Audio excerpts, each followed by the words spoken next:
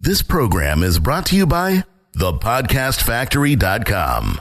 How would you like to get more customers, make more profits, and have bigger breakthroughs? Get Doberman Dan's Profit Boosting Breakthroughs. Normally, this would cost you $98 per month, but right now, for listening to this show, he's giving you a free copy of his Doberman Dan letter. All you have to do is go to DobermanDan.com and sign up to get your free copy now.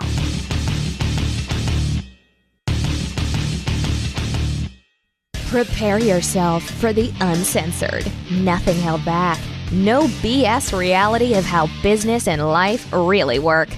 Doberman Dan is off the chain. Canine crew, welcome back.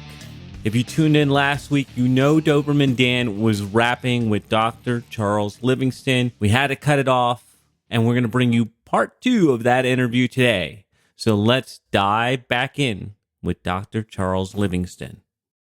We had an interesting email conversation going on, which just 2 weeks after that, a really big player in the health space, Primal Health, is concurring with your thoughts about that, and they're experiencing the same thing. And I'd love to hear your thoughts about some recent changes in the health market. Is it just the health market period, or specifically nutritional supplements? Nutritional supplements. It's health, nutrition, it's getting easier with the advent of ClickFunnels and all these tools that make it really simple for everybody to get online. And thank you, Amazon. We love you, but we hate you. Have made it very simple and especially for supplements, because supplements are generally sourced in the US. So it's very easy to get a hold of supplements to sell them as a vendor or as a retailer, right? So what's happening is, all these guys, whenever you remember Amazing Selling Machine, when that got really big, that was kind of the doorway into Amazon, where everybody flooded in and started doing Amazon. Then there was a bunch of other spin-offs that come from that. But when that started, everybody was doing supplements because it was so easy to access versus sourcing from China.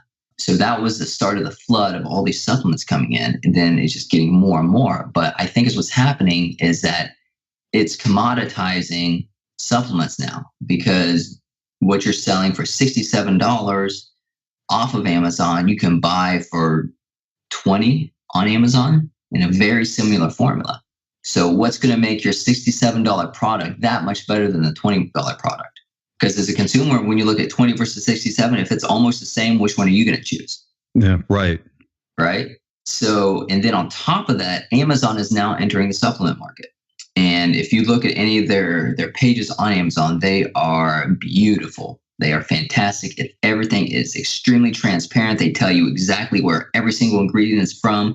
They give you the certificate of analysis. They show the purity levels. They show, the heavy metal testing. Everything is right on there.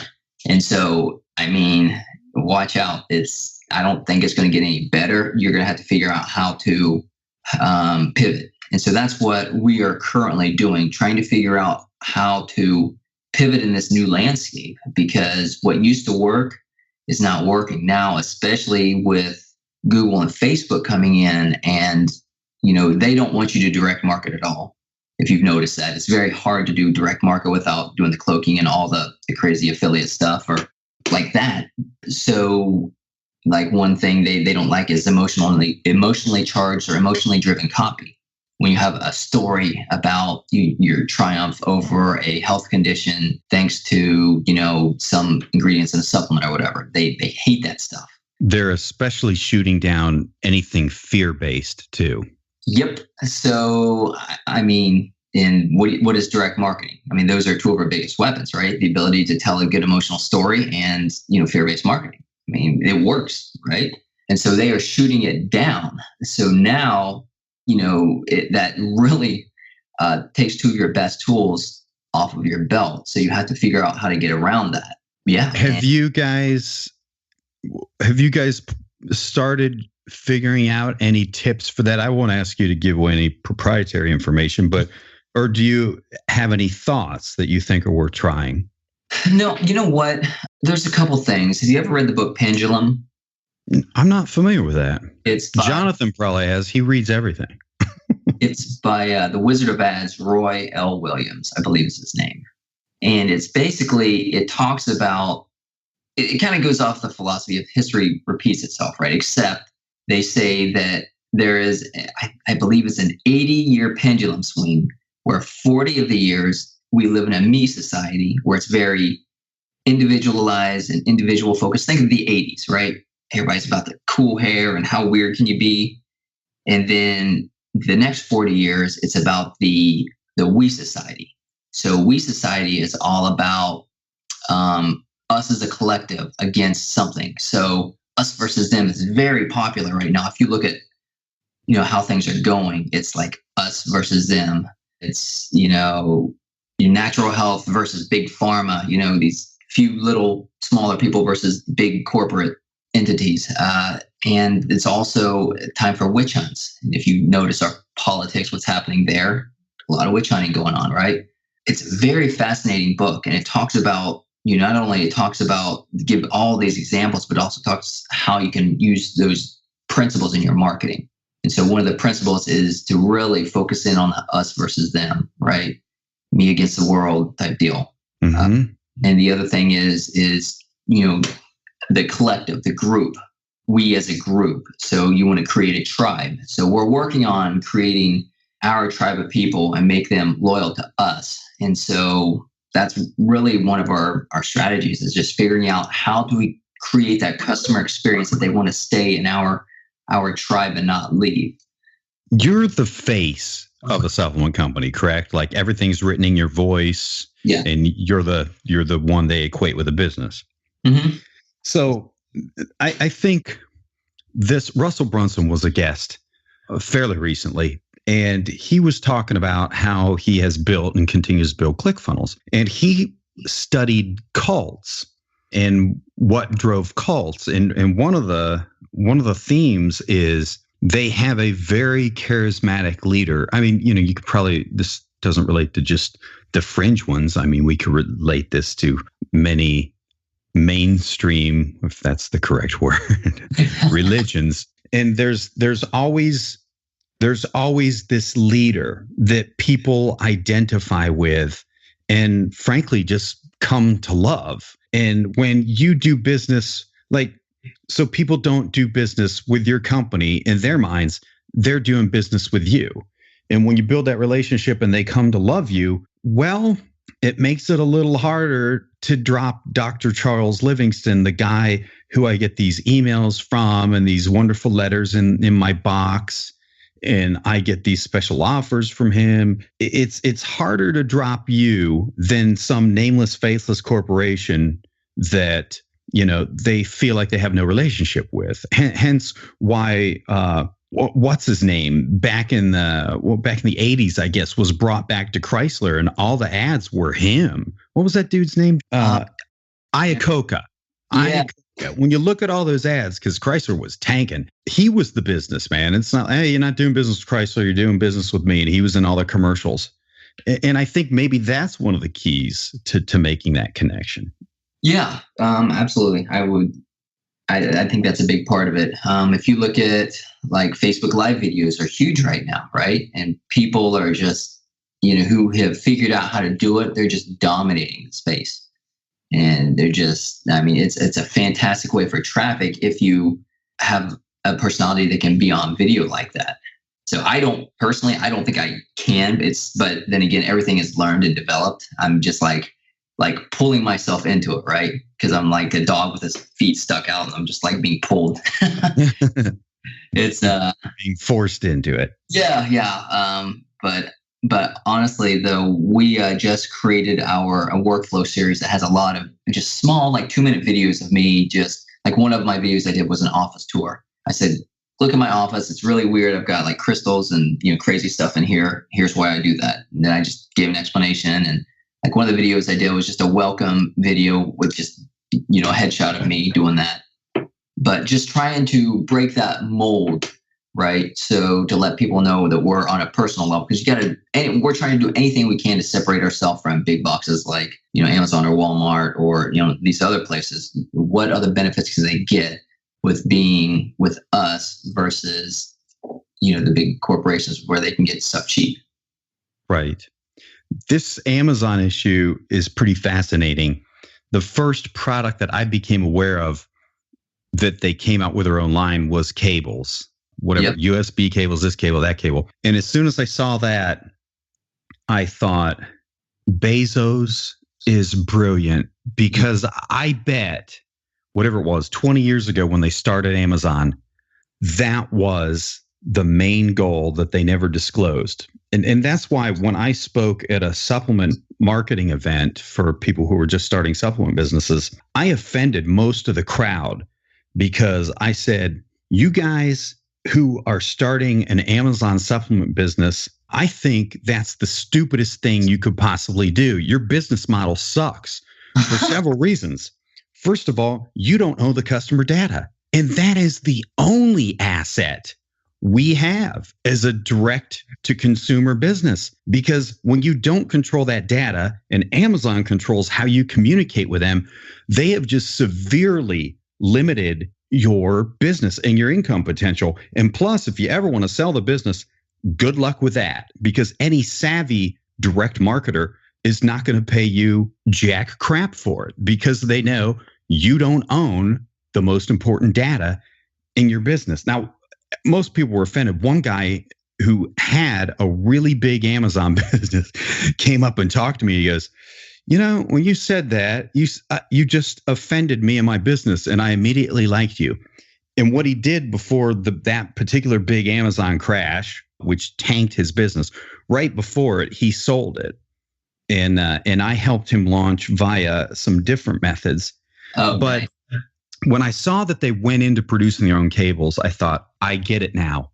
They're attracting all these people to sell their products on Amazon. So all these other people are paying money to give Amazon the data on what's selling best. And then Amazon can go in there and figure out, okay, we're selling millions of cables a month.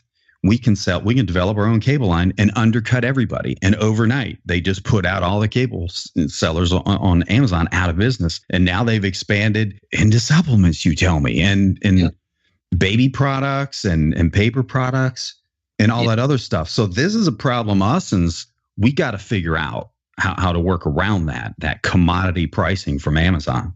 Yeah, it's Amazon's a big data mine. So when you're on there, you just be aware of that, and then have a plan B, right?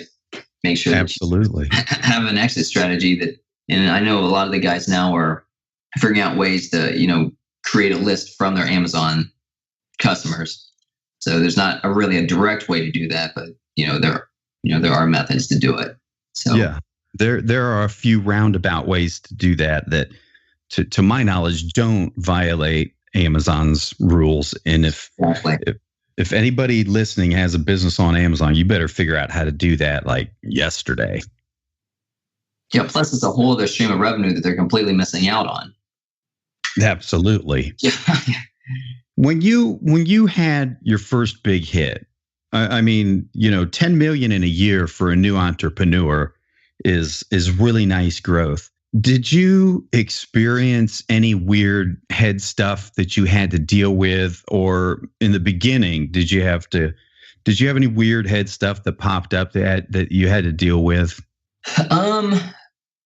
Well, at that level, maybe a little bit, but my whole mind was consumed with putting out fires and everything breaking, because it's like from 0 to 100,000, you have some issues, then from, 100 to 1 million, you have some issues. And then from 1 million to 10 million, you have different issues. And then we're stuck at that 10 million part, because then to the next level, you have to have your technology and your team and your mindset. Everything has to be different every time you go up a level. And if it's not, then you're going to literally be putting out fires all the time and just stressed out, because the growth is you're fighting an uphill battle for that growth. So the 10 million marks also seems to be a really common place where a lot of entrepreneurs experience that plateau. Yeah, a lot of entrepreneurs if you've ever taken the Colby test, are quick starters, which means they're great at building a business, but they're not great at finishing and follow through. So at that point, it's like almost time to, find somebody to take that part over for you, right? And allow you to step out as leader and let somebody that's understands how to grow from 10 million plus in. That's one avenue to do, and what a lot of people talk about. When you've started the thing from your kitchen table with very little resources, that's a hard transition to make. It is a very hard transition to make. But then you are in your own way. So then that's the conversation you have to have with yourself, right? So then it's just, figuring out, back to your strengths and weaknesses. What can you do to get it past that $10 million mark? Or are you better off hiring and using your strengths somewhere else? Because at that point, it's not that quick start business. And as an entrepreneur, most of them are quick starters, and they're very poor finishers and follow through. So I don't know. I mean, I certainly know that I know that is my weakness, is I am not a finisher or a follow through guy. It's very painful for me. And whenever I have to do tasks that require that, it's like I'm banging my head against the desk, because it's like, this is so painful for me to do. Well, and other people love that. They thrive in that type of environment, that day-to-day, operations.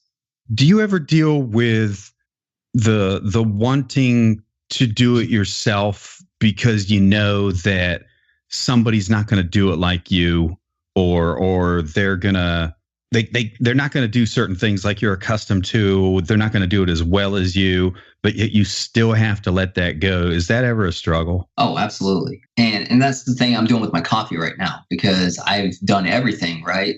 And now I'm like, okay, I need help, but I know they're not going to do it as good as me. But then after, sitting there thinking about it and just, stopping myself from going down that path, and just realizing that, what my core strengths are. And if I can just find somebody who can do it 80% as well as me, then they can be trained the rest. Mm-hmm. It's not like I'm not doing anything that's amazing. I mean, I'm writing emails that are converting well, but, I can still have somebody write them and then me go back and check them and then just test them. And then maybe that's not something I want to outsource right away, right? Maybe that's something that if I let go of a bunch of other stuff, I can have more time to write emails, I guess. But I'm sure you're really going to miss, going down there and walking the coffee fields with Juan Valdez and personally picking those beans, because I know you love that. But yeah, no, that's definitely a struggle. I think it's like the entrepreneur's, struggle. That's just part of it. The control freak in all of this. Yeah, the control freak. Getting your control freak under control. Exactly. When we hung out in Orlando a few months ago, I just have a gut intuition about you that you just seem like so much more of an emotionally balanced guy than a lot of entrepreneurs I know. Where does that come from? Did your parents instill in you? I mean, did you have some really nice parents that when you grew up, they said, Charles, whatever you want to do, we support you and you can do it? Or where did this balance come from? Or is my intuition totally wrong and you're just a basket case like me? You know what? I was actually raised by my grandparents. My dad he was in the military and he had a really bad car accident when I was like 6 years old. So my grandparents took care of me and my father, and my mother lived in Seattle. She wanted me to stay in Indiana because I had much more room than living in a big city. So I got to roam around and, go all over this small town versus, being stuck in an apartment in a big city and having to go to the babysitter because she had to work. So, yeah, I mean, I had good old Midwest upbringing and my faith, man. My faith is what keeps me level-headed, because whenever, I have things go wrong or any problems, I always know that it's going to be fine. I'm going to be taken care of. So that's really my foundation. I'd like to talk more about that because nothing is off limits on my show. How specifically does your faith help in your business activities, especially when things are just going insane and you feel like you're doing nothing but putting out fires or the stuff like you mentioned earlier, all of a sudden your biggest source of traffic, goes bye-bye, and it looks like your business is going to be cut 60% overnight. How specifically does your faith play into that? That's a great question. Okay, I really, really, really believe in the power of prayer. So whenever things like that happen, I just start to pray about it, and I ask for wisdom and direction, and I usually get an answer. Is it like a subtle intuition thing that's your answer, or how do you feel confirmation that you feel like you're getting guidance? Okay, so there are three voices in your head, right? There's God, there's, Satan, and then there's your own voice. So it's just being able to distinguish the three of those. And, I've just spent a lot of time in this, area with prayer and just figuring out which of the voices. Now, it doesn't mean I always get it right, because I don't, but I'm fairly confident in which voice is not mine and the one I should listen to. And usually when I follow, the direction and that advice, it usually works out rapidly. Sometimes it works out after a week or two, and I see the end point, right? But it's just, it brings a calm intensity to me. So I know that, one of the things I always ask for is just wisdom and in the situation, not necessarily, please let this happen for me, just wisdom to do the right thing in order to, honor you and to honor my customer, and just to do the right thing. And I think that in itself, if you're just following that, you'll never steer wrong. So part of the confirmation is actually a feeling. I'm probably not going to describe this right. Not like an emotional feeling like, woohoo, I'm happy, or I'm sad. But it is feeling based, is what you're saying. Yeah, a little bit. I mean, yeah.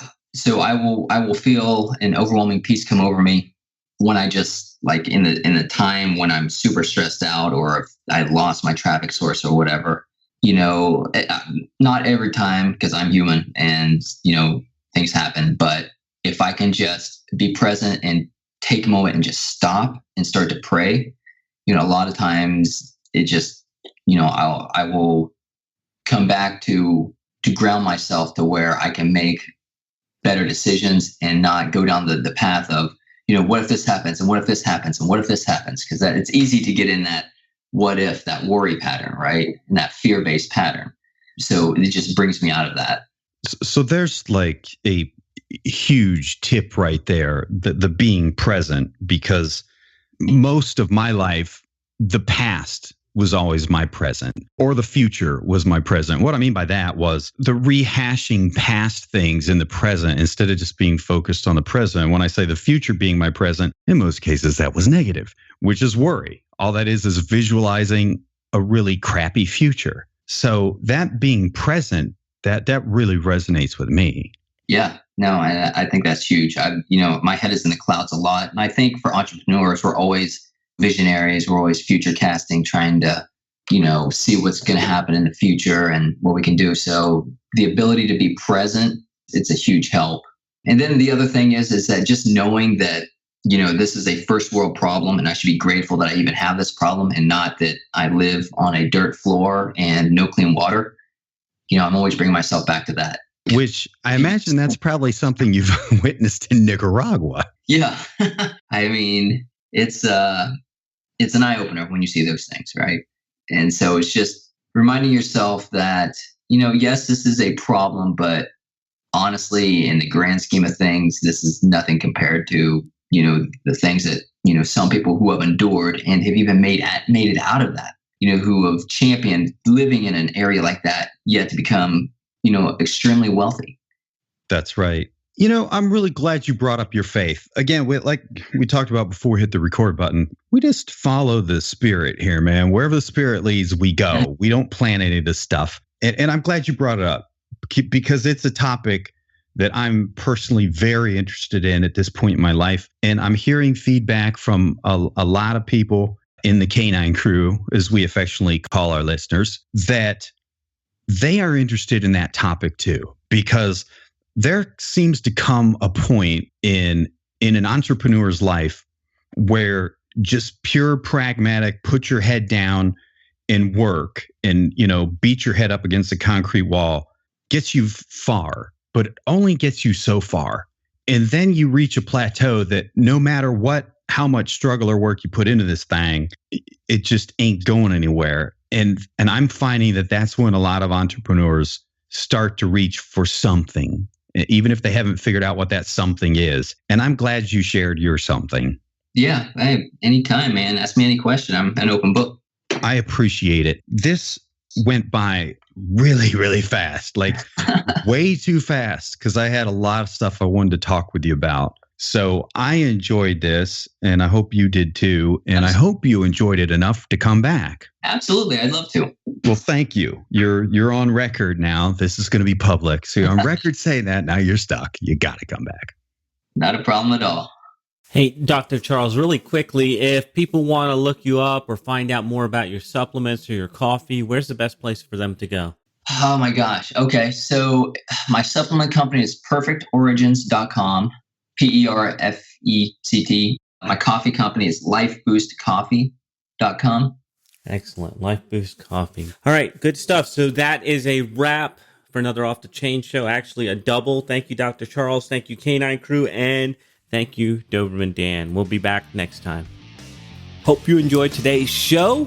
Canine Crew got a special treat for you, what we are affectionately referring to as the Off the Chain Hotline.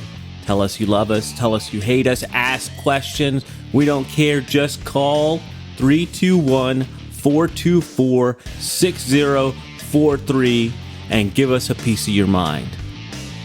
Thanks for listening, and remember, if you want to create rivers of revenue from your existing customers, then the next thing you need to do is go to DobermanDan.com. He's giving away a free copy of his $98 per month Doberman Dan letter just for listening to the show.